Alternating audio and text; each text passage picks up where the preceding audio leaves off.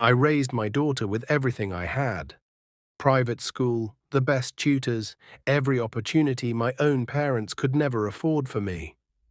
I worked 2 jobs, built a business from nothing, and gave her the life I dreamed of as a kid. But none of that prepared me for the day she looked me in the eye and said, "This is all your fault. You ruined my life." It started her senior year of high school. She became distant, spending more nights out with friends than at home. I thought it was normal teenage rebellion. But then one morning I found a note in her backpack. A doctor's appointment slip. The word prenatal jumped out like fire. My hand shook. I confronted her that night. She stood in the doorway of her room, arms crossed, defiant. "Yeah," she said, "I'm pregnant. And it's your fault." I was stunned. My fault? How? You pushed me too hard. You made me feel like I could never breathe. So I went looking for love somewhere else. This is on you. Her words cut deeper than a knife. I had sacrificed everything to give her choices, and now she was blaming me for the one choice she made. But the real shock came later. Her boyfriend's family showed up at my door, angry, demanding, loud. They said I needed to pay for everything, medical bills, housing, even a car.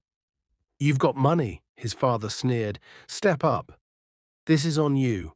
I felt my chest tighten. They weren't just blaming me. They were planning to bleed me dry. I didn't argue. I didn't shout. Instead, I called my lawyer. Quietly, I began documenting every message, every demand, every attempt to extort me. Because if they thought I was weak, they were about to find out just how strong I could be. Weeks later, I invited both families to a meeting at my lawyer's office. They came in confident, expecting a check. Instead, my lawyer laid down a folder full of evidence, texts, recordings, and documents proving they had tried to pressure me into financial responsibility for a decision I never made. The boyfriend's parents went pale. My daughter's face turned red with shame. The lawyer explained that not only was I not responsible legally, but their attempts could qualify as harassment and attempted financial fraud. Suddenly, the room was silent. The boyfriend's family backed off instantly, terrified of charges.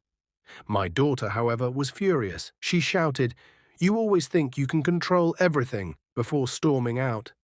For weeks we didn't speak. I cried at night, wondering where I had gone wrong. But then, slowly, she began to realize the truth. The boyfriend disappeared, his family cut ties, and she was left with no one but me. One evening she knocked on my bedroom door, her eyes swollen from crying. She whispered, "I'm sorry, Dad." I just didn't know who else to blame. I held her, even with all the pain she caused me, because love doesn't vanish, even when it's tested. Now I'm helping her through school and preparing her for motherhood, but I'll never forget how quickly love can turn into accusation when people don't want to face their own mistakes. Here's the truth. You can give your children the world, but you can't make their choices for them.